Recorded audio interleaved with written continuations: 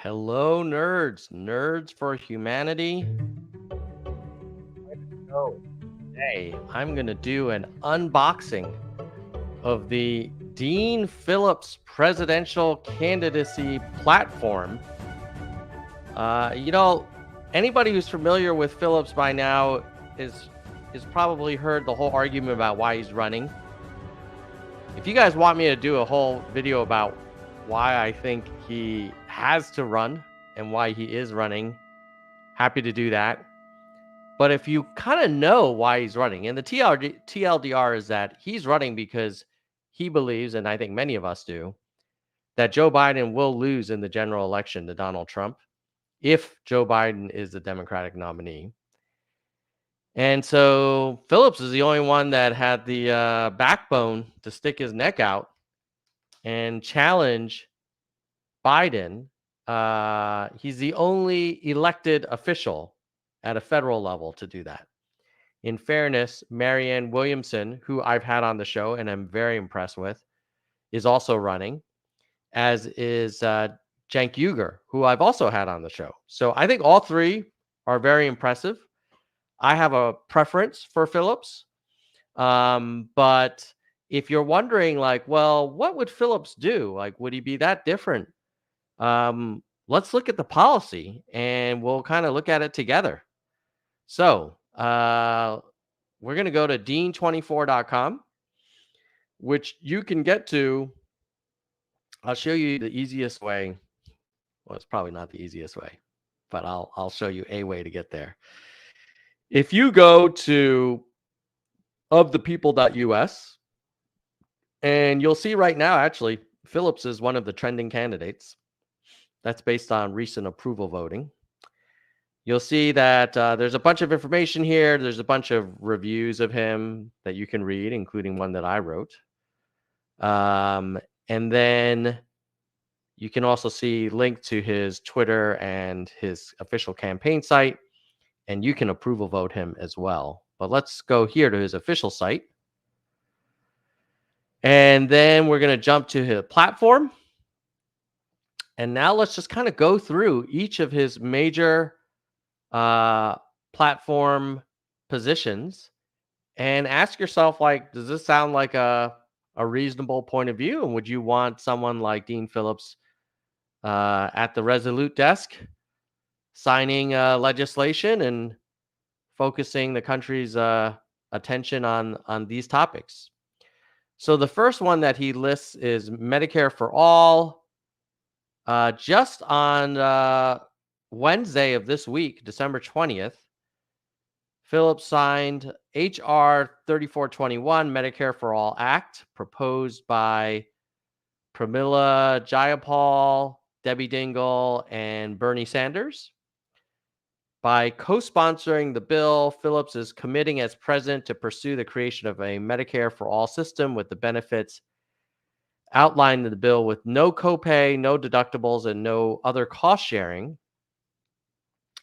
The commitment is a result of a personal journey and evolution of Phillips as someone who has always been supportive of universal health care, who lived through major health challenges and scares within his own family, who listens to tens of thousands of Americans on both sides as congressman and presidential candidate. He is an original co-sponsor of the Ro Khanna H.R. 6270, a bill to permit states to implement single-payer insurance. He also co-sponsored the same legislation in the last Congress, signing on June 23rd, 2022. Dean believes that we need affordable health care for all Americans, and Medicare for all is the best way to deliver that vision. So, topic one, he's for Medicare for all. Now let's look at, oh, by the way, yes, happy holidays, everybody. Happy holidays. And DK, you're asking for more content. Yeah. If you guys want, yeah, I'll do another one maybe after Christmas about why I think Phillips has to run. But let me give you the TLDR if you haven't already seen this little piece of information that I posted on my Twitter feed, which is nerds_humanity. But let me show you some freaking math here. And you tell me if we need someone like Dean to run. So I took the liberty, because I am a nerd, of looking up the presidential approval rating for first term presidents in December of the last year of their first term, which is basically where Biden is right now. And what was their December prior to reelection year approval rating? And then what was their reelection outcome? And then I sorted it by approval rating in December prior to reelection year. So George W. had a 53% approval rating. This is right at the beginning of I think this was in the middle of Afghanistan war. So a lot of people, post 9/11, pretty supportive of him. Then you had Bill Clinton, who was the only president in modern history who actually reduced the deficit. No Republican has been able to do that. Primarily because Republicans are very big on cutting taxes, but not on cutting spending. And Bill Clinton did a deal with Gingrich and the Republicans in the legislature to rein in a little bit of the spending and benefited from a great economy. Then you had Barack Obama. He had 48%. He won re-election.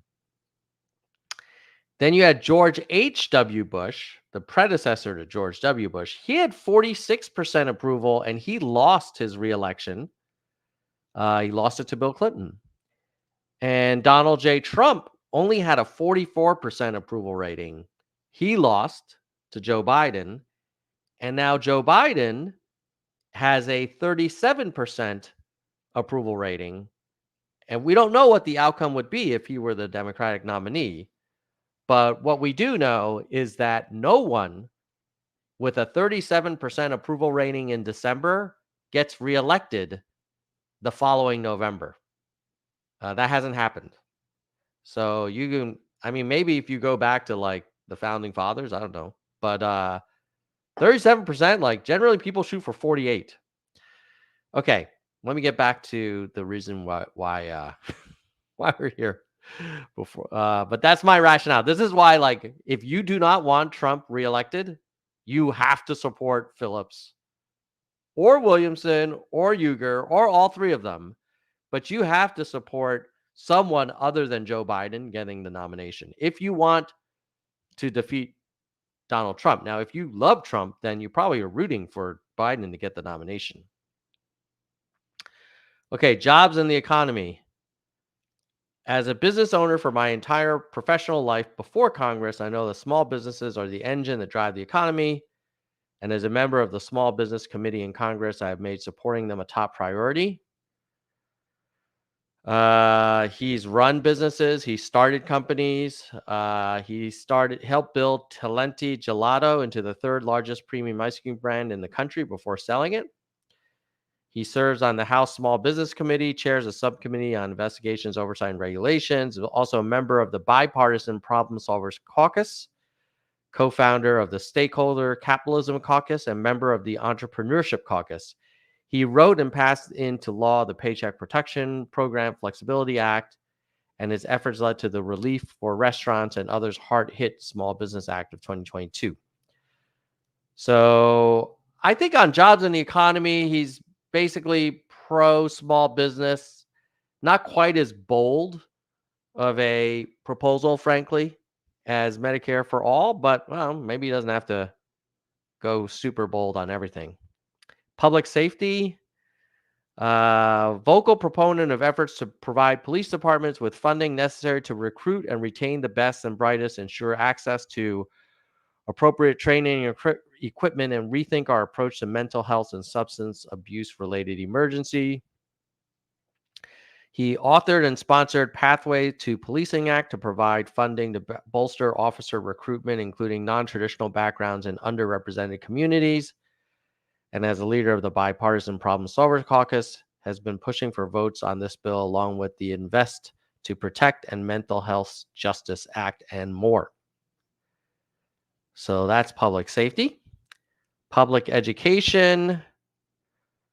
Dean's top priority in Congress is ensuring our schools have federal resources they need to support students, teachers, and professionals. He's a co-sponsor of the Idea Full Funding Act, which would fully fund the federal government's portion of the Individuals with Disabilities Education Act over a 10-year period. He also believes the federal government should support and build upon intensive mentoring programs during new teachers' first years, which will help them succeed, ensure access to mental and emotional health services in every school. So far, I would say Dean's policies tend to be pretty much right down the middle, center left, which is fine with me. I actually think a little bit less drama and a little bit more pragmatism would be good in DC. But certainly, I think Medicare for all is pretty bold. The other ones are like, okay, yeah, very reasonable. Gun violence protection. Dean is a responsible gun owner, a member of the Gun Violence Prevention Task Force. Um, he is supported and helped pass the bipartisan Safer Communities Act, the first meaningful gun violence prevention legislation to become law. Co-sponsored Background Checks Act, assault weapons ban to help prevent weapons of war from falling into the wrong hands. So he's pro Second Amendment, but with some guardrails. Campaign finance. Okay, this one's pretty interesting. Dean is the only member of Congress out of all 538 who refuses all money from federal lobbyists, PACs, and other special interest groups and fellow members of Congress. This means Dean is beholden to only his own principles. I will advocate raising the ethical bar in Congress and the Supreme Court, and the current system is a disaster. It is legalized corruption, and I will tackle it. Okay, that one's pretty big. I would be curious if he's in favor of things like democracy dollars, but that's a little bolder. Refusing to take money. He's the only congressperson not to take money from PACs and special interest groups. Clean water. In Congress, Dean focused specifically on protecting access to clean water, sound bipartisan approach to preventing harmful chemicals from poisoning our water, champion for Boundary Waters Canoe Area, most treasured and pristine wilderness areas in the country. Conservation and environmental organizations endorsed Dean throughout his congressional campaign. So he's kind of pro-environment. Seems reasonable. I am committed to listening, learning, identifying solutions, and acting together. Again, we're kind of center left, which is great. Climate.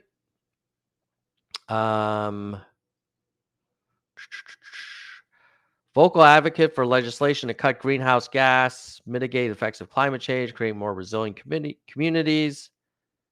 In addition to supporting and voting for the climate investments in the IRA, Dean is a co-sponsor of the Energy Innovation and Carbon Dividend Act, which would put a price on carbon and return the proceeds to every taxpayer. Ooh. Okay, that's pretty innovative. I like that. Restore EPA's ability to regulate greenhouse gas emissions. Okay, so I like his carbon tax idea. DEI. As an ally member of the Congressional Equality Caucus, someone who has long been involved in efforts to address racial disparities. He understands that in a country where we all created equal, disparities can only exist because our policy system structures have intentionally or otherwise propagated them, confronting hard truths, ensuring that all Americans enjoy equal opportunities. Pretty moderate there, just fine. Higher ed. Every American with a desire for higher ed apprenticeship and certs should be able to access these opportunities. Target relief for federal student debt holders with the greatest need. Dean believes we must treat the underlying problem of college affordability rather than engage in short-term actions to treat the symptoms. Okay, that I'm a big fan of. I'm not a fan of like blanket student loan forgiveness. I think it's better to just reduce the cost of college. So I'm glad he's kind of advocating for something similar. Ooh, immigration. Supports comprehensive immigration reform, including enhanced border security, pathway to citizenship, streamlined process for those seeking to enter a country legally. American Dream and Promise Act provides path citizenship for children of undocumented immigrants. Permanent status for Liberian refugees. Okay, so this one I would have hoped personally to have seen a little more on reforming the asylum program, but at least it says comprehensive immigration reform. If I could ever get Dean Phillips on the Nerds channel, I would love to get into some more details with him. But that's his position on immigration reform. Retirement, bipartisan secure retirement, including Social Security and Medicare. Congressional action and create commissions that would provide recommendations for balanced action and make them solvent while acknowledging the need to enhance benefits for retirees. Okay, so he's basically kind of saying that he wants to keep the entitlements, but we're going to need to make them more financially sustainable. I'm glad he's willing to acknowledge that. Veteran services. I lost my birth father, Artie, in the Vietnam War, so I know all too well the sacrifices made by our veterans and their families. As a Gold Star son and member of Congress, I'm on a mission to ensure we take care of those who risk their lives in service of our country and don't forget about the families they leave behind. Women's health. Pro-choice caucus believes patients, not politicians, should have freedom to make personal decisions. Co-sponsored the Ensuring Access to Abortion Act. Protect women seeking reproductive health care out of state. All right, so what's my summary of all of these policy positions? I would say the most interesting for me personally was Medicare for all, assault weapons ban, carbon tax, and then the areas that I was hoping to see more details would be immigration reform and maybe the entitlement reform. But overall, my summary of Dean Phillips is if you all are generally in favor of, call it mainstream center left Democratic Party policy, he doesn't come across as like part of the AOC kind of gang. He's definitely right of that group, but he's definitely left of the MAGA folks, which I think describes most of the country. I think Phillips actually probably represents a bigger portion of the country, the kind of, frustrated majority, who are like, man, the edges of each party are not speaking for me. So check them out, dean24.com. And if you want to spread the word about Dean and his policies, do me and him a solid by liking and sharing this video. And hopefully I'll see you guys in the future very soon. I want to also thank people who make this channel possible. So let me give a shout out to the people who help pay for the streaming software and the podcast hosting fees and the thumbnail image kind of editing software fees. Those are our channel members, and you can become a member by just clicking the join button on YouTube. Our biggest member, biggest supporter is Soldier One. He is a senior vice president, and I want to give him a big shout out. And then I'm going to go into the comments and respond to any comments that I didn't already talk about. Soldier One, senior vice president. The vice presidents of Nerds for Humanity, in order of time as a member, Kristen, Slevin, and Bike. Then the next level down are hardcore nerds. Gene, David, DK, Jackalego, Mr. History, Mona, Von, Yang, Dean, Galessa, Jay Perrin, Dana, Jason, Daniel, Mickey, Yoda, Unkiyu. And then our entry level, which is only $1.99 a month if you're thinking about joining, Lisa, Brandon, Sophia, Doris, Emerald, Ben, Shoni, Dr. William, Karen, Mai, Brittany, Lori, Wana, Kevin, Hope, T, Jeremy, David, Nicholas, Mike, Zig, Roberto, Jackson, Lantern, Cindy, and Alice. So thanks to all of you who make Nerds for Humanity possible. I see there is a comment that I did not address. So first of all, Jay Perrin says hello. DK says we should make more content. Jeremy says hello. Jay Perrin says polls look really bad. I'm not convinced Biden will definitely lose. Still too early. Well, you may be right, Jay Perrin. I don't know, man. Every time I see that guy, I think he kind of snuck in 2020 because he didn't have to actively campaign and because people were like so tired of Trump. But now he will have to actively campaign because we're not kind of in the COVID lockdown anymore.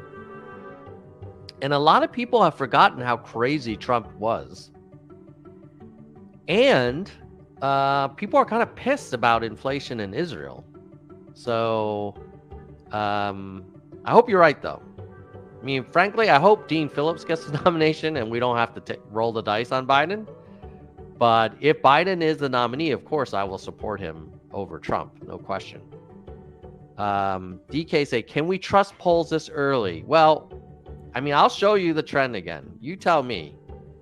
Like, these numbers in the middle column, those were 1 year in advance of the re-election.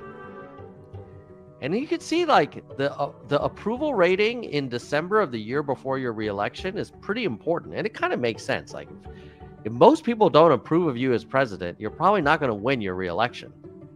And if most people do approve of you, like they did of George W., Bill Clinton, 50-50 or 48-52 for Obama, then you can get your re-election. But if you have 46% like George H.W., you lose your re-election. If you have 44% like Donald J. Trump, you lose your re-election. If you have 37% like Joe Biden, now maybe you could argue, well, but Trump only has a 44% approval rating. Well, yes, that's true. And more people approve of Donald J. Trump than they do of Joe Biden right now. That's how freaking crazy it is. And who knows what's going to happen in Israel with Gaza or with Hunter or with Joe's health. But personally, I don't want to roll the dice. I do not want to send, someone who should be kind of celebrating their legacy on the sidelines. Like, I don't want to send them into the Super Bowl. Not against like kind of a really fired up opposing team that is going to do anything it takes to try and win. So, but let me know in the comments if maybe you think that I'm being too hard on Joe. If you think the Biden-Harris ticket is really like the one you want to bet on. But Soldier One, our biggest member, is in the live chat. Hey, Soldier One, I just gave you a shout out. Let me know in comments if you think that Biden-Harris is a strong ticket. I don't. I wouldn't mind seeing a Phillips Williamson. That could be interesting. Frankly, if they weren't so politically kind of motivated, like Whitmer, Shapiro would have been interesting, but both of them are waiting for 2028. And my answer to them is, if you love this country, how can you bet on Joe Biden in November? It's just nuts. But don't forget to like and share if you want more people to know about Dean Phillips and what his policies are. Bye, nerds.